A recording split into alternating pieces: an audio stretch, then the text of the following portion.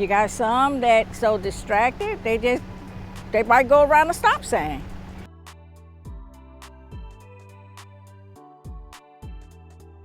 If it's early morning, they're in a hurry going to work, you know, they might run right through a stop sign.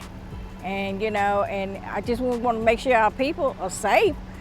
That's why we put the signs up, we put flagmen out, you know, directing traffic. What's it like, you know, for you personally and for your team to be out here when, you know, people are driving distracted or they're not, you know, obeying the traffic laws?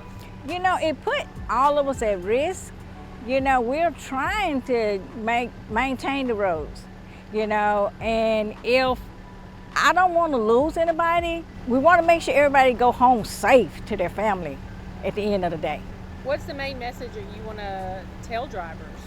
You know, allow yourself time, enough time in the morning time to leave home. You know, that way you don't have to rush. And cause work zones, you know, majority of the time it's posted. And so if you will look ahead and you can see the signs ahead of time, start slowing down. It'll be worth it in the long run.